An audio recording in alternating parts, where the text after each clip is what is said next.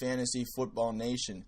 It is time for Week 8 of Johnny Freak in Fantasy. This week on my podcast, I have 13 offensive pickups, offensive names, 6 being running backs, 6 receivers, and 1 tight end, as well as 11 defensive player names that you want to keep an eye out or pick up for this week. So we're going to get started first with our wide receivers. And the first wide receiver is from New Orleans, the rookie, only owned in 17% of Yahoo leagues. Somehow still I've talked about in the last 2 weeks, and that is Tre'Quan Smith. In Week 5, Tre'Quan Smith helped Drew Brees set records. He had secured all 3 of his targets for 111 yards, as well as 2 touchdowns in that game. I was really high on him coming out of Week 5. On my Week 6 podcast, I first started talking about Tre'Quan Smith, and I really thought he was somebody you need to invest in, especially if you were a solid team, if you envision yourself in the playoffs. I'm going to talk about him as my number 1 ad this week, coming off of the bye. Week 7, he had 6 targets, 3 catches for 44 yards. And while it was a somewhat bleak day at the office for somebody I was so high on last week, he did have a nice sideline catch, although he missed a one-handed touchdown, which would have been a really nice catch in the end zone. I do think long-term, although we didn't see it this week, I do think that Tre'Quan Smith offers a lot of upside in that offense, opposite of Michael Thomas. And I do think with a Ted Ginn injury, especially, that over the next 5 or 6 weeks, he's going to get a chance in an expanded role. I think since they did talk him up in the preseason, he is a solid rookie with good stats and good film from UCF.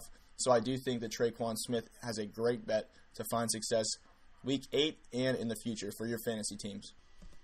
My number 2 ad for Week 8 at wide receiver is from the LA Chargers, 15% owned, only in Yahoo leagues, and that is Tyrell Williams. Tyrell Williams is going to be a stash for you this week, as you're not going to be able to use him. He's on bye Week 8 this week. However, over the last 2 weeks, he's had 7 catches for 236 yards and 3 touchdowns, and those were back-to-back 118-yard performances. I do think you have to temper expectations. He has yet to see over 5 targets, but he does seem like a good bet along with Mike Williams to score touchdowns, and especially for Tyrell Williams, more long touchdowns. So in leagues that you're getting more yards per 40-yard attempt, over 40-yard attempt where you get more points, I do think that Tyrell Williams is an especially good ad there, especially in standard leagues. Like I said, only 5 targets at max this year, so he's not seeing a lot of volume. However, he is capitalizing off the chances he's seeing, and right now it's looking like that he has a chance to stay a focal point in that offense alongside Keenan Allen. My number 3 receiver for Week 8 from the Miami Dolphins, 10% owned in Yahoo leagues, is Danny Amendola. Danny Amendola is somebody who I wouldn't even have considered talking about on the podcast a few weeks ago. However, injuries to Kenny Stills and Albert Wilson have thrust him into a good position alongside being Brock Osweiler's go-to target. Over the last 2 games, he's had 18 targets, and what he's done with those 18 targets is turn them into 14 catches for 143 yards and a touchdown. Like I said, we have Kenny Stills out already for Week 8. Albert Wilson looks like he's going to go on IR, if not lengthy absence. So I do think Danny Amendola as Brock Osweiler's favorite target will return at least WR3 value. I think he's an especially good bet in PPR leagues, and I wouldn't hesitate to get him in standard leagues either. Like I said, Danny Amendola, probably not somebody who's going to be on your final championship team. However, somebody who can get you through the men's of the bye weeks on Week 8. My number 4 wide receiver for Week 8, I'm going to stick in Miami, only in 7% of Yahoo leagues, and that is Jakeem Grant. Jakeem Grant hasn't shown much consistency as a wide receiver. We've seen him make his name more so in the return yards. However, I do think Jakeem Grant is in a great spot along with Danny Amendola to find success, at least for Week 8, especially in leagues where you have return yards turned on. If that's a factor in your league, I would run to the waiver wire to get Jakeem Grant. He offers, I think, double-digit fantasy points. I would list him as a wide receiver 4 with wide receiver 3 upside, and especially a wide receiver 3 in return yard leagues. So I think Jakeem Grant, if there's a week you want him in your lineup, it's this week. He's had some big games early in the season. We've seen some flashes in the pan, However, he's fizzled out as of late, but I do think Jakeem Grant alongside Danny Amendola both are in a great spot Week 8. Number 5 receiver this week is Tajay Sharp, 0% owned in Yahoo leagues from Tennessee. He's on bye Week 8, so for all intents and purposes, this is a stash pickup for Week 8. Over in London, Week 7 versus the Chargers, he had 9 targets, caught 7 of those for 101 yards. Looked like the Tennessee Titans' best receiver by a large margin that game. He's built solid rapport with Marcus Mariota going back to their rookie seasons, both respectively. And I do think at worst, you found yourself a number 2 receiver, at worst, in Tennessee. And I know as much as that's not a desired spot, we haven't seen big-time receivers much of in the fantasy community coming out from Tennessee. However, I do think that Tajay Sharp coming back next week off bye, if you do need a wide receiver, if you're in a pickle at wide receiver, I do think that he could return wide receiver 4 or 3 value. It looks like he has a pretty safe floor the last few weeks, and I wouldn't hesitate to use him. Keep an eye on matchups and play time, but I do think that right now, if I were to add today, Tajay Sharp would be on my hot list. And number 6, someone I talked about last week, owned in 2% of Yahoo leagues from Seattle, and that's David Moore. He's coming off a bye, Week 7. He looks like the 3rd best wide receiver in that Seattle team, behind both Doug Baldwin and Tyler Lockett. Although he's had 3 touchdowns his last 2 games, I think this is somebody who you don't want to start. If you're starting him, you might be in a little bit of trouble at wide receiver. However, I do think this is a great go and get, a great speculative ad, especially as he continues to build rapport with Russell Wilson. At worst, you drop him next week. He doesn't show up, but I think the strong 2 games with 3 touchdowns, you have to pick him up and see where it goes. Shifting over to running backs, my number 1 running back ad for Week 8 is from Oakland, only owned in 25% of Yahoo leagues, and that's Jalen Richard. And while Jalen Richard doesn't offer much as a running back, running the ball, he is a great check down target for Derek Carr, who, as we know, heavily relies on those check down targets, especially now with Amari Cooper gone. What also adds to Jalen Richard, contributing to why he's number 1, is the fact that we saw Marshawn Lynch got put on IR this past week. I do think that Jalen Richard will be the biggest beneficiary, if not one of the biggest beneficiaries of Lynch's absence, and I do think that now is the time to pounce on that if he's still available in your leagues. 25% owned is pretty high considered the other guys I usually talk about on the podcast, but I do think that Jalen Richard, since he's available in 75% of the leagues, he still deserves to be that number 1 pickup, and I do think that especially in Week 8, he returns nice PPR value. I wouldn't hesitate to pick him up even in standard leagues.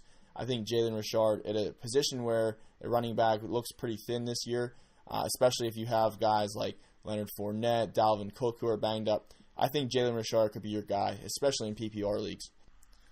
The number 2 running back on my podcast this week, owned in 13% of Yahoo leagues, probably picked up in about 13% of those this past week, and that was Raheem Mostert from San Francisco. Raheem Mostert, he had 7 carries for 59 yards and 4 catches, 4 receptions for 119 yards in a relief role for Matt Breida. And while I did talk about him last week and I said that he had earned himself probably 8 to 10 carries, I do think that the injury to Matt Breida probably was the biggest beneficiary of his touches. So he had 11 touches on the game. It looks like Matt Breida might be hampered by that ankle injury. We've seen him hampered all year. So it wouldn't be a surprise if the 49ers decide to go ahead and sit him or rest him for emergency purposes only this week. And I do think Raheem Mostert is a really good ad, not only for Week 8, but I think he has a decent bet to assume a more significant role going forward. I do really like him as a speculative Week 8 and above beyond pick. I do think he is a solid ad at number 2. At number 3, my running back ad is Chris Ivory, 7% owned from Buffalo. And while he is my number 3 ad at running back this week, let me just stop right here and say that I would not pick him up unless I absolutely need a running back for Week 8. If I have guys who are maybe on a bye week and I can plug and play maybe a Wendell Smallwood or a Corey Clement, I would definitely prefer that over Chris Ivory. But bottom line is, he looks to be the starting running back with LaShawn McCoy looking at best questionable for Week 8. I do think that Marcus Murphy is going to be a better long-term add right now. However, I think what goes into consideration is Chris Ivory's health. If Chris Ivory is able, because he's dealing with injuries for himself, if he is able to start Week 8, I would go ahead and not hesitate to add him, and I think he'd be a solid start for Week 8 at most.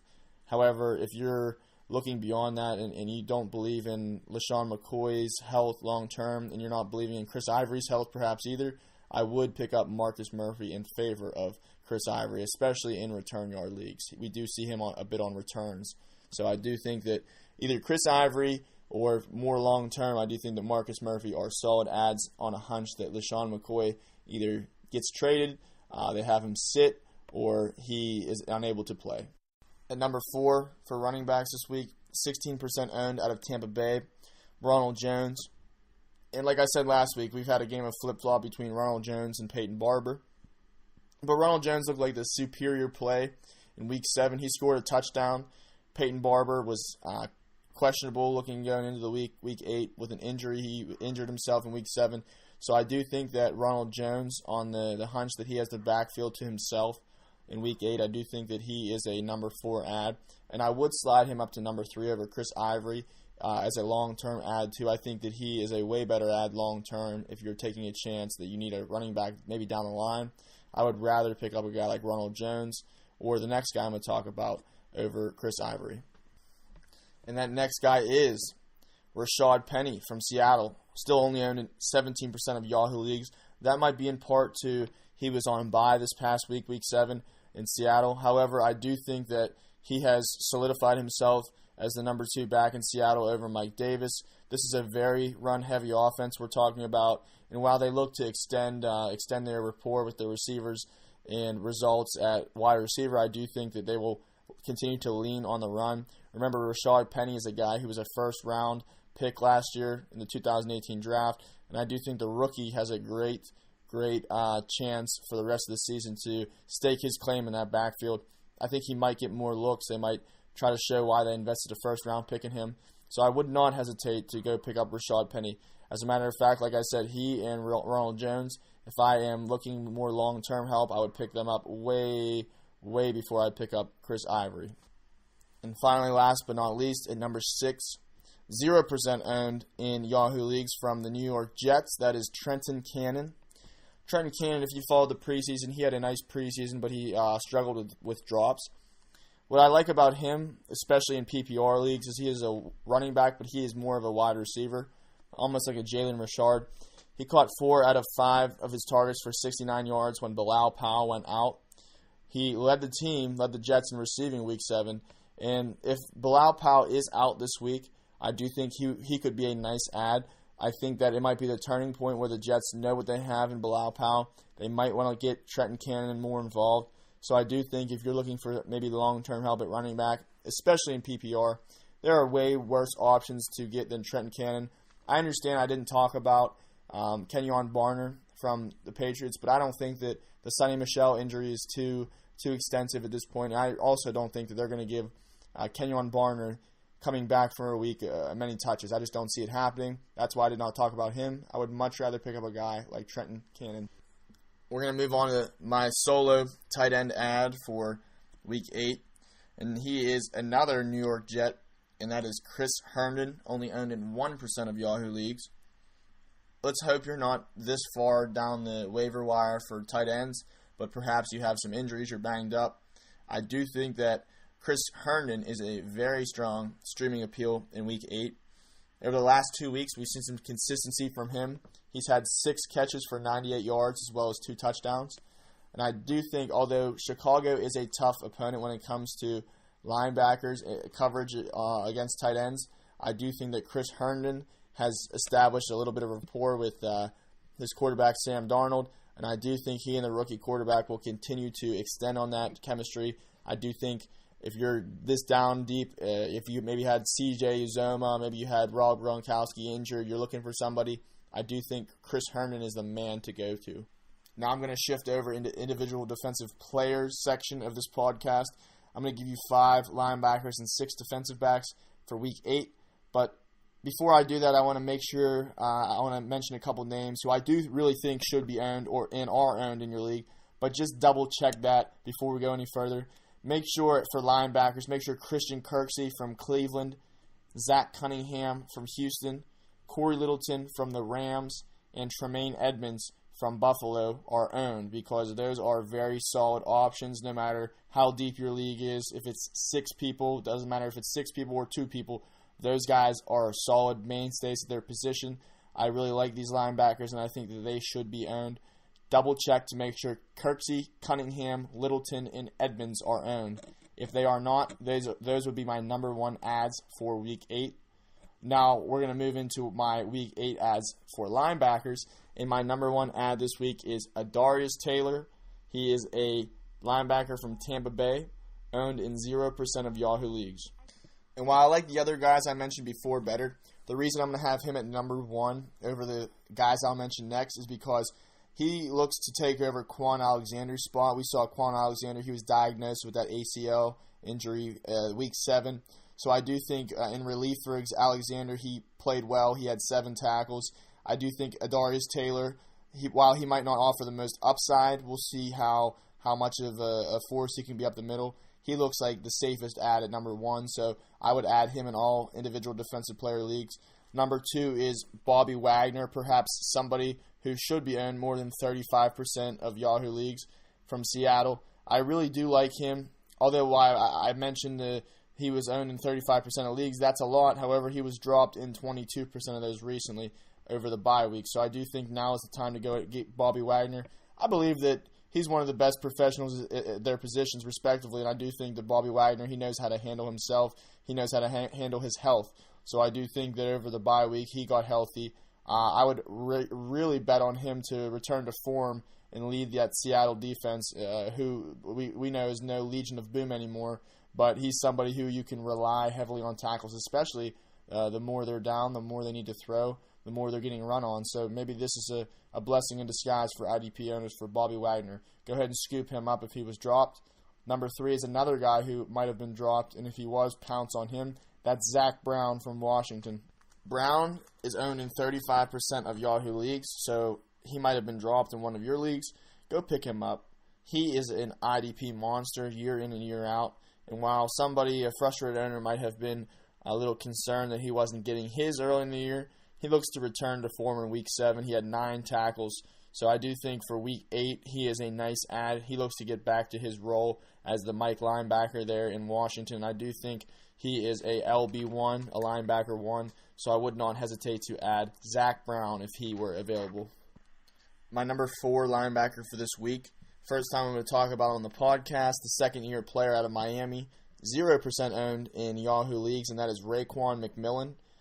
McMillan had season-ending surgery last year on the first play of the season for him, of his season, so he's been out all of last year, his rookie year. But I do think McMillan, the middle linebacker in Miami, has considered a larger role since then, since he's coming back in his recovery from ACL tear. And I do think as a starting middle linebacker, although we have a crowded room for tackles, we have Kiko Alonso and Jerome Baker, of course, who I've talked about on the podcast, it seems that Raekwon McMillan over the last few weeks has kind of been building steam. Over those last 3 weeks, he's had 20 tackles. And like I said, I've talked about Jerome Baker before. He seems a little bit fading right now, so I wouldn't pick up and plug in Raekwon McMillan to start and expect 9 tackles, 10 tackles. However, I do think that McMillan has built some steam. At the very least, you're keeping an eye on him. If you're in a bind, you have people on bye or injuries, I do think he is one of the better ads if you're in a relatively deep IDP league. Like I said, check the guys I had listed before, those first 4 names. See if any of the guys above are available. If not, maybe Raekwon McMillan is your man for Week 8. And last, for linebackers, number 5 is Denzel Perryman, owned in 6% of Yahoo leagues. He's on bye Week 8, so he is a stash considered this week. But over the last 2 games, he's had 16 tackles plus an interception over in London. So I think Denzel Perryman, not for this week, but for future weeks, it looks like he has established himself in IDP leagues as a solid linebacker. He has a nice floor, maybe get 5-6 tackles a game. I do think he is their best run stopper, so Denzel Perryman looks like the best bet for linebacker coming from the Chargers. Now I'm going to shift over into defensive backs. Like I said, this is a very rich week, week 8 for defensive backs. Number 1 is Demorius Randall from Cleveland, owned in 16% of Yahoo leagues. This is somebody who I've talked about for the last 2 weeks. Over the last 4 games, he's had 32 tackles. Last week, week 7, had 12 tackles. I don't think there is any more Demorius Randall has to do to tell you that he deserves to be owned in more than that 16%. I do think that he's maybe overlooked because he is listed as a cornerback. But even if I'm in a league that I have cornerback eligibility, that makes it more enticing to pick up Randall because he has that safety eligibility as well, and that's where he does start. So if you're getting cornerback value out of him, that's an especially fine ad. But I think Demorius Randall at safety is a great ad for the long term. Number 2 is Jesse Bates III, rookie from Cincinnati. He's owned in 11% of Yahoo leagues, somebody I talked about before as well. Over the last 4 games, he's had 35 tackles. Week 7, as well as Demorius Randall, he also had himself 12 tackles. I do think Jesse Bates, as I called him before, a model of consistency. I would agree with that term still. I do think he is one of the most consistent safeties this year, and I would go ahead, not hesitate, and pick him up. Jesse Bates III deserves more love than he's getting right now. Still only owned in 11% of leagues. I really like Jesse Bates III, and that's why he's my second pickup. My third pickup for Week 8, as far as defensive backs, is Mike Mitchell. Probably someone we haven't heard his name since he was with the Pittsburgh Steelers. However, he was just recently signed to the Colts, and with Clayton Gathers and Matthias Farley both out, he had an interception, 7 tackles, a tackle for a loss, 2 pass defense. He did it all in Sunday's win over Buffalo in Week 7.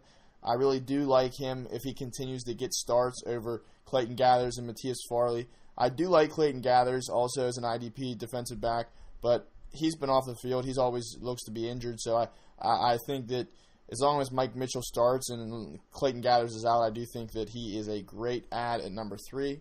Keep it moving. Number 4 is Justin Evans from Tampa Bay, still only owned in 6% of Yahoo leagues. He had 8 tackles Week 7, and while I don't expect that to be a norm, I do think it was in contribution of Quan Alexander's ACL tear. So I do think, like I said, Adarius Taylor looks to be the main beneficiary, but you have to think that because of leaky linebacker coverage now, we're going to see Justin Evans make more tackles as that linebacking core thinned out in Tampa Bay. Number 5 is going to be Eric Reed, somebody I talked about last week. Eric Reed is still only in 1% of Yahoo leagues, although he had 8 tackles in Week 7. He looks like he's getting an uptick of snaps each week. Looks like he's getting more and more work. They feel more and more comfortable with him as their ball hawk back there. He brings some tenacity to that Carolina defense. Like I said, Eric Reed, the arrow keeps trending up. More tackles each week. I do think at least he's someone to monitor. If you're a little hesitant to start him about that, I understand. So Eric Reed, someone to keep an eye on. And finally, Jaquiski Tartt, 2% owned from the San Francisco 49ers. After coming back from injury, the last 2 starts, he's had 16 tackles. I do think it's not a wonderful ad, and this is a bye-week filler. He might be somebody who's inconsistent, might score 16 one week, get 8 the next. So I do think that you're on a little bit of thin ice with Jaquiski Tartt, but there are worse ads at the D-back position. So those are my defensive backs and my IDPs. And I want to thank everyone for listening on this Week 8 Johnny Freak in Fantasy podcast. Hope you have good luck, not only tonight for the waivers, but Week 8 going forward. We will see you next week back around this time. Thank you, and good luck.